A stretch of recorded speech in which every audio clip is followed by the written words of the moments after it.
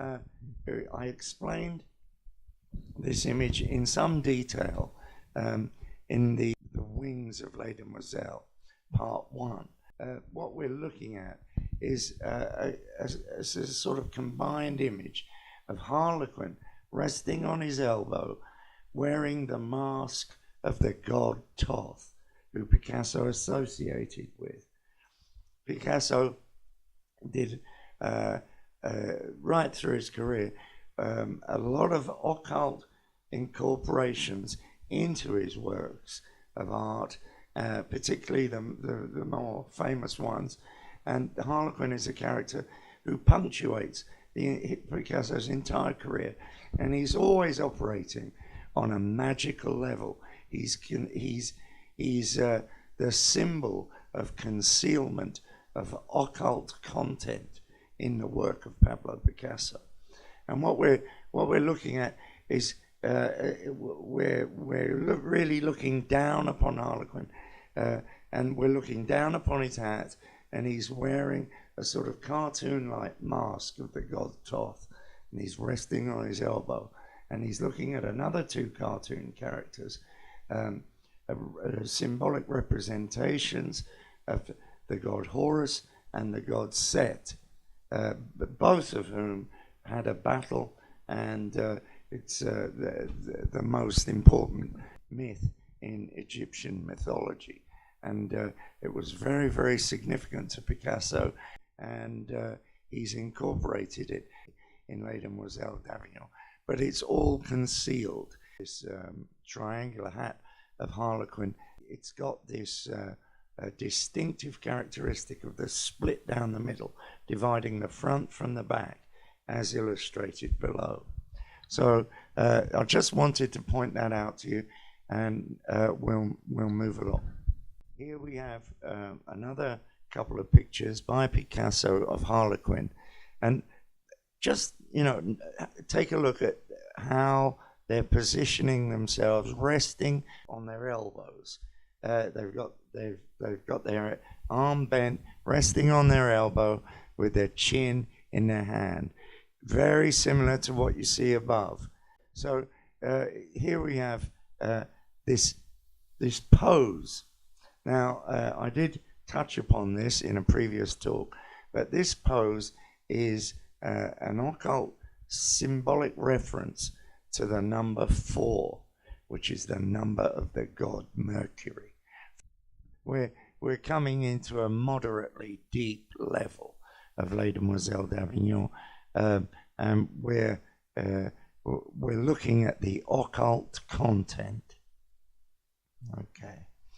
Now, the following image was this. We've got a study for Les Demoiselles, and it's often been referred to as some kind of study of anatomy, or you know, an anatomical study. These symbols are very, very, very clearly the symbols of the Harlequin. This is a representation of Harlequin. Diamonds and triangles are referential to Harlequin. What we've got here is a highly representative indication of occult activity within Les Demoiselles d'Avignon. The diamonds are Harlequin. That's what we're dealing here. Is the diamond, which identifies him as Harlequin, and you can see about 3/4 of his triangular hat formed by the aperture that is indicated in the lines of this curtain, or whatever it is that this face is peering in through. You have to remember that all these hidden images are essentially referential to Harlequin. He is the thing hiding this. He is the force and the item being hid at the same time. This picture is more to do with Harlequin than it is to do with prostitutes in a brothel. That's what you're looking at. And it's been looking at us for 112 years up to this point in time, in 2018, and nobody's noticed, nobody's seen it. Now this shows the fantastic ability of Pablo Picasso to fool everybody. So this was the subsequent image. It appears to me to be the profile of a white bull, the head and shoulders, and the suggestion of horns would seem to have associations with the Apis bull of ancient Egypt. It's referential to the god Osiris, the king god, the first pharaoh of ancient Egypt.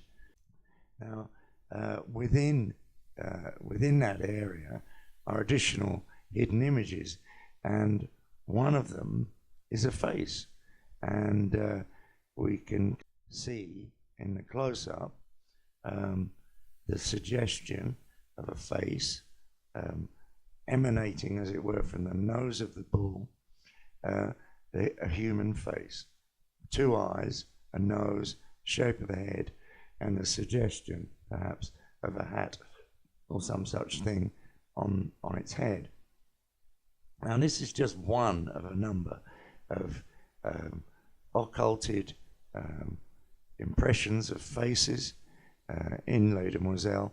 I'm not going to go into it in any great depth.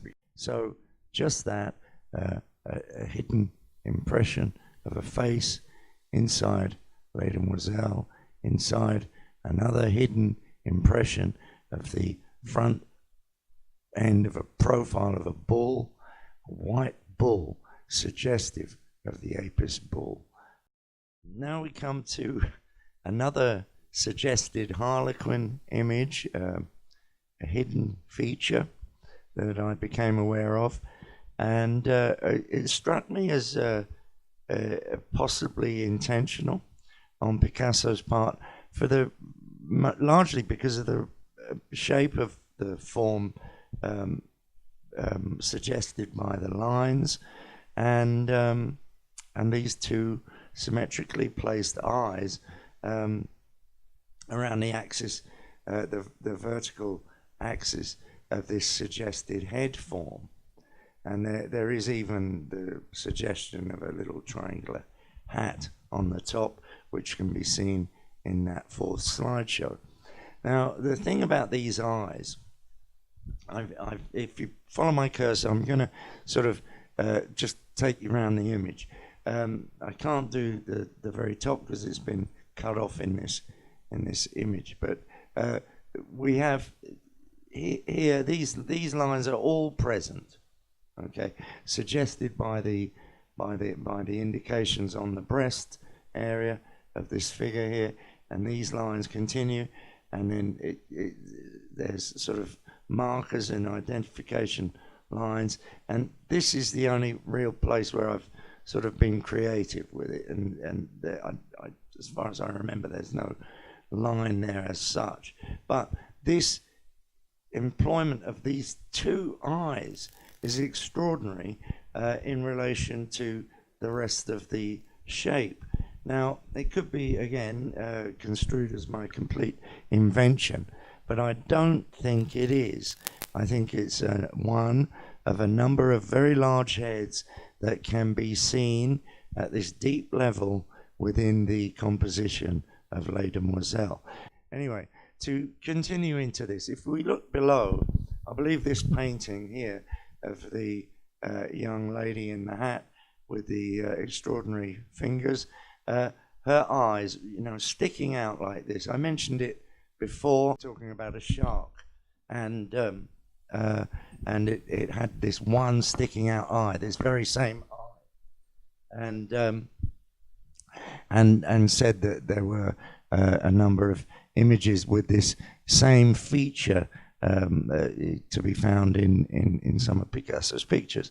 So here we have this sort of extraordinary suggestion of a possibly intentional face concealed in Les Demoiselles d'Avignon. Now, there's a couple of other things about it I'd like you to notice.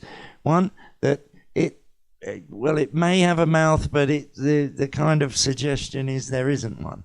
This brown area, if you follow my cursor, it could be construed as a mouth, possibly, but I don't think so. On the other hand, this whole area here could be a mouth. You know, there are sort of possibilities with this, and this is where I'm sort of floundering a little. But there's a concept that I want to kind of bring into this, and that is that it's quite possible that there wouldn't be a mouth, and this would be one of these hermetic symbolic things where in the hermetic tradition you're not supposed to talk about these things, you see, and there are numerous symbolic representations of this, going all the way back to ancient Egypt, where you get the figure of Horus putting his finger up to his lips or just in front of his mouth, and it goes on right through the artistic tradition, this kind of, you know, shh, don't talk about it idea, and or a character with no mouth would be, you know, could be interpreted in the same way.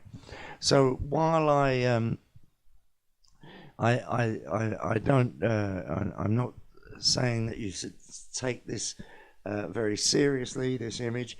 It was something that came to my attention, and I think that there is quite a strong possibility that it was something that Picasso was aware of, and it was intentional. And this image, basically what we're looking at is a head of Harlequin. And why do I say that? Well, he appears to have one eye, could have two eyes, doesn't really matter. But suggestion of a nose, if you follow my cursor here, open mouth here, lower jaw. Now all these lines exist within the composition. I haven't created any of these lines. They're all present. You've got the suggestion of the shoulder, and here of course is the Harlequin. We've got the diamond elements within it, and now I want to come to this idea of the hat. Now this hat is the head of a phallus, and this is typical occult symbolism. The Harlequin hat represents the head of a phallus on another level. I've said that it also is derived from pyramids and so on. There is this sort of sexual connotation to the Harlequin. The Harlequin gave birth to his own child, and Picasso plays with that concept in his early work, and one sees hidden in Cubist, there's a Cubist print that I can think of where he's incorporated precisely this, a hidden figure of a baby nursing against the Harlequin's chest, and it's disguised as the Harlequin's arm. Now, okay, so why this head of a phallus? Well, the concept, roughly speaking, is one that's kind of pretty current. You see it's come out over the recent years in a big way in things like Tantra and other practices. The conservation of sexual energy, this is the basic sort of drift of it, and that through conserving sexual energy, high awakenings can occur, and it's something along those lines. And so we've got this sort of connotation between sexual energy and awakening, becoming aware on a higher level. So that's my take on the hat.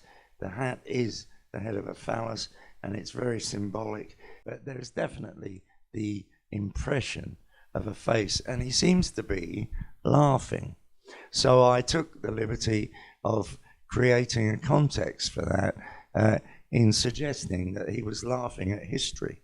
And if one sort of imagines that on Picasso's part, if he did have this kind of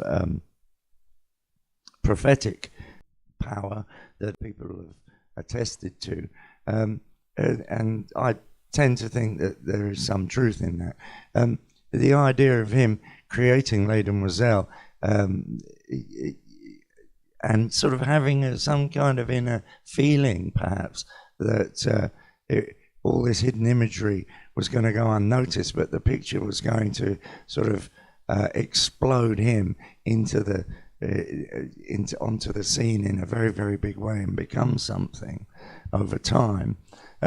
You can see there's this anarchistic, and Picasso was an anarchist, although he was a multi-millionaire, extraordinarily rich, and he hobnobbed with all kinds of people from the establishment and so on and so forth, and he was elevated to this great position of the artists of the 20th century and stuff.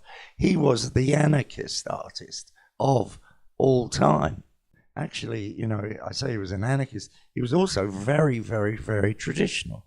So you've got this kind of a contrariness all the time with Picasso. Anyway, this is really where the commentary ends, and I'm going to go into some extra stuff that could have been brought into earlier discussions.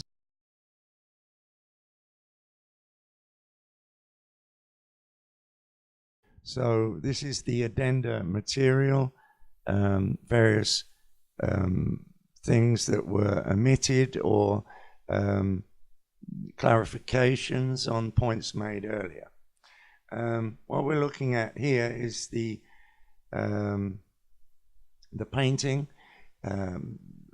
inverted, and within it the clear and distinct impression of a flying toucan, rather excellent in the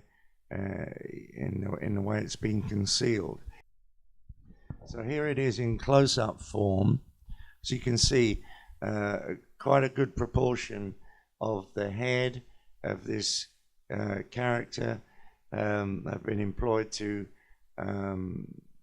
become the head of the toucan and the beak, and its body is not visible really, but is the sky. So we've got this poetic kind of image association, and the wings, fluttering, and the clear impression of a rather nice tail coming down, and the whole thing giving a beautiful impression of a toucan flying through Les Demoiselles d'Avignon. Here's another one of the birds that I didn't show, and what I believe this is a dove.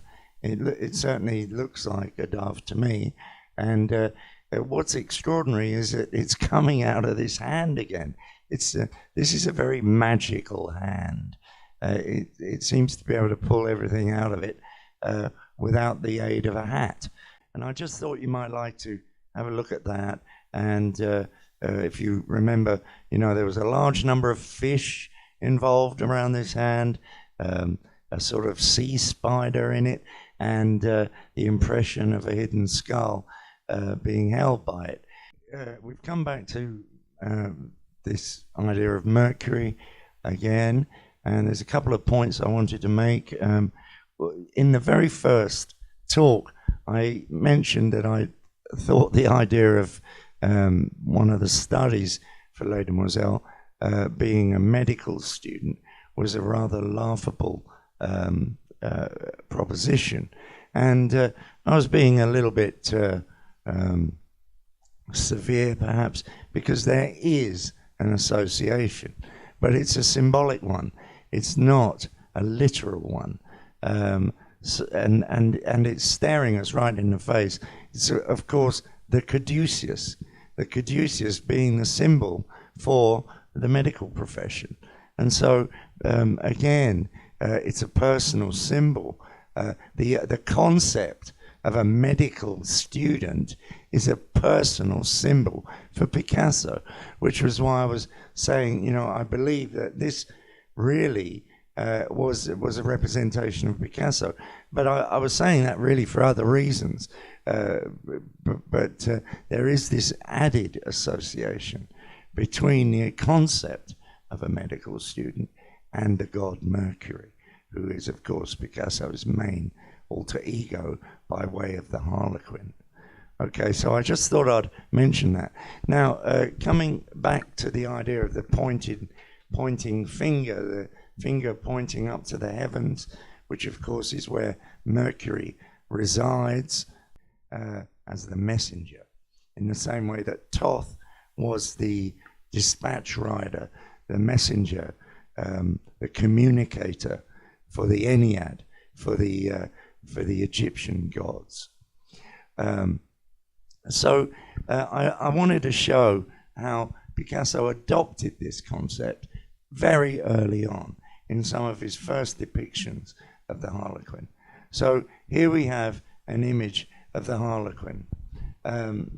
He's a bit of a rough-looking Harlequin, you know, coming from the circus, I think, the period when Picasso used to go to the Cirque Medrano, and what we see here is an almost identical kind of symbolism going on with the finger pointing upwards. We have a distinct similarity between that bronze representation of Mercury and this very early Harlequin. And so just wanted to point that out. Very early on, there's this alchemical and mercurial association. So here's another image by Picasso, done just after the turn of the century, which depicts two of the inmates of the Saint-Lazare Hospital for women suffering sexual diseases and so on. Association is that they're mainly prostitutes, ex-prostitutes, and it's not the reason I really want to talk about them, although it could be linked to the subject matter of Les Demoiselles d'Avignon, and has been by a number of art historians. The main reason I'm talking about this image is the bonnet, the type of bonnet that these women are wearing. And there were a group of pictures all along this theme, and what they're wearing is the Mithraic cap, or the Phrygian hat, and it has numerous associations. It's a very, very historical, ancient symbol. It goes all the way back to Roman era and probably beyond. It's linked with Anatolia and Phrygia, and it was worn by Mithras in the depictions found in Mithraic temples, where you've got these carved depictions of Mithras slaying the cosmic bull of creation, which in turn has associations with the bullfight. So it's basically an alchemical symbol, the Phrygian cap, and these women are wearing such a bonnet, such a cap, and it became a symbol of the French Revolution. It was used also in Portugal, I believe, during the Revolution, and it's a Masonic symbol. One sees it to some extent in Masonry, and Picasso's used it because of its alchemical associations on one level, and he's also used it because that's what the women wore. So he's again working on this poetic method of linking everything together. Now here we have an old alchemical print. There are many, many such things in existence, and what it shows is the divine ladder, the stages of the alchemical journey, and very often there are 7 rungs. In this particular case there are 6, but you can see where it goes to. It goes to enlightenment and union with the Creator. So it's a belief system, what we're dealing with. And the ladder is the bridge between the two worlds, if you like. In this particular case, the first rung of the ladder would be the ground beneath his feet, I would suggest. So now, how does that relate to Picasso and Harlequin? Well, here we have a very good illustration of it, where we've got a young man, Harlequin, standing. The suggestion is that he's the father of the child being held, raised upwards, and behind the mother is a ladder. And Picasso employs this feature in his theatrical pictures and his Cirque Medrano-derived pictures. Now, this particular picture this drawing is a loaded alchemical picture. The Harlequin's arms are in a certain position that suggests something, and I won't go into all that. But down below, at the feet of the woman, we've got the baboon, which is another alchemical symbol, as I've discussed. It relates to the Egyptian god Thoth, and the idea of the Harlequin giving birth to his own child is strongly represented here. This is the Harlequin's child, and he gives birth to that. He is reborn in an alchemical sense. He undergoes a form of death, descent into the underworld, and returns as a new being. And this is the alchemical process taking place. This is the squaring of the circle, if you like. And so, all these symbols sort of link together and come together in a concentrated form in Picasso's depictions of Harlequin. This is the final image that I'm going to show in the addenda, all this supplementary material. And it's really a more resolved version of the previous image, where we've got this holy couple, the alchemical sacred family, if you like, in the company of the representation of Thoth in the form of a baboon, and Harlequin looking down very, very, very tenderly towards this newborn, rather Christ-like young baby. And the associations are very strong with Christianity, and buried deep within the Christian symbology are these links back to ancient Egypt, where depictions of Horus in the arms of Isis later re-emerge in the form of the Madonna and Child. And Picasso makes good use of that later on in his career. And he always kind of associates himself through this with the idea of Christ and the crucifixion and so on. So here we have a rather beautiful painting of the alchemical process of rebirth taking place, the rebirth of the initiate. And in this particular case, it is Picasso giving birth to himself. That's what I would suggest. The correct way of reading this is Picasso has given birth to himself. And we'll see this later. So actually, I'll show one more image. Now, I've no doubt that a lot of my research material will resurface in academic theses and publications. I just hope it's not plagiarized and that citations are given.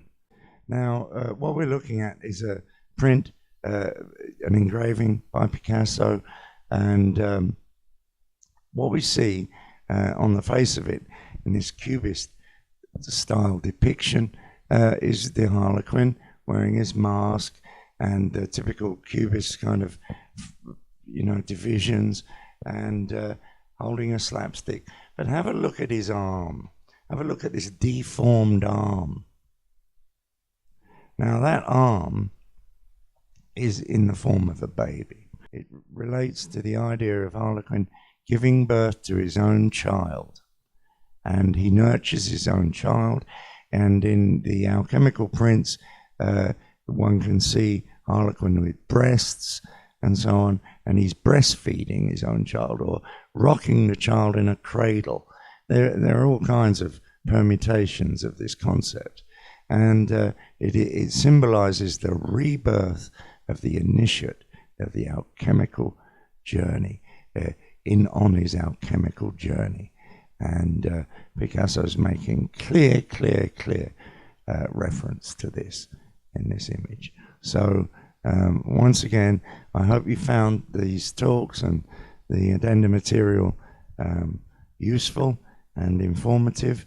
I hope it will help you understand the art of Pablo Picasso on a deeper level, and I hope it will send you on a very interesting trajectory through his work, and so that you'll become more familiar with the symbols and the use of symbols and what Picasso was really up to throughout his career. There will be another talk, and it will be linked with the 5th musical video, 100 Boring Years of Picasso's Les Demoiselles d'Avignon. So we'll leave it at that. Alchemical pictures.